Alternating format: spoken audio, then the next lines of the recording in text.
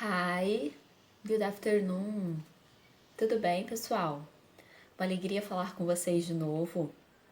Hoje eu vim aqui para a gente falar, sobre o que vocês já visualizaram, vocês já leram sobre o verbo modal could, ok?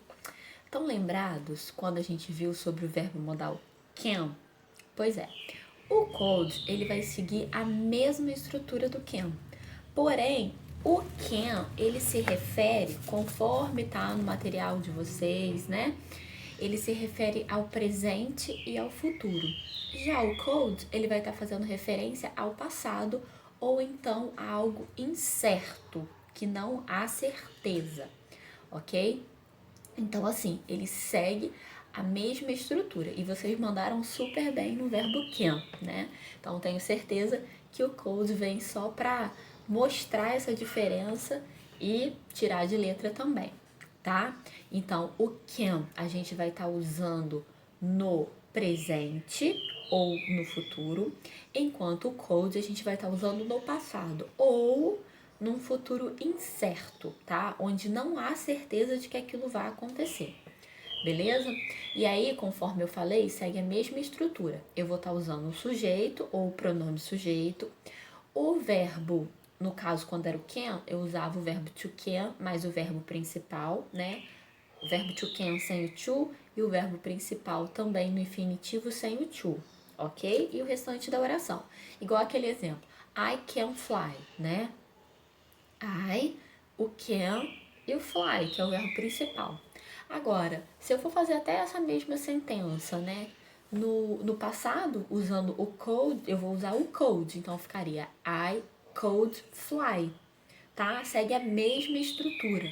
Sujeito, o verbo could, né? No infinitivo sem o to, né? Fica could mesmo.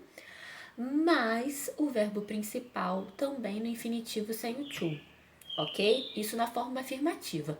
Na forma negativa, o termo de negação, que é o not, ele vai se juntar a esse auxiliar, a esse modal que é o could, tá? Então, I could not ou couldn't, ok? Mais o verbo. E na forma interrogativa, quando a gente troca a posição, a gente vai trocar a posição desse auxiliar, desse modal, que é o could, com o sujeito. Então, se a minha sentença era lá, vamos voltar. I could fly, vai ficar could I fly? Interrogação. Ok? Na negativa, I could not fly. Beleza? Muito tranquilo, né? É a mesma referência, é a mesma estrutura do can, que a gente já viu. Só que agora a gente está falando de passado. Então a gente vai usar o could. Ou então de algo muito incerto. Também uso o could. Ok?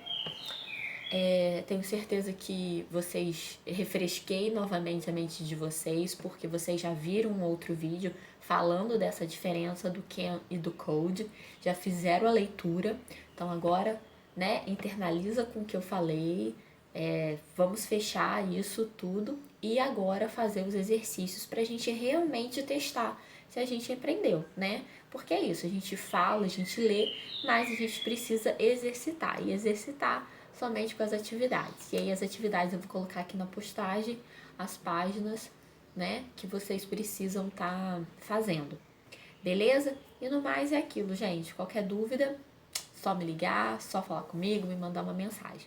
Beleza? Então não se esqueça, o modal can eu uso no presente ou no futuro. Já o could eu uso no passado ou diante de algo muito incerto. E o could segue a mesma estrutura do can.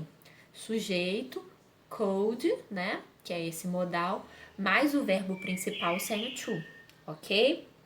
Combinado? Um beijo e até a próxima.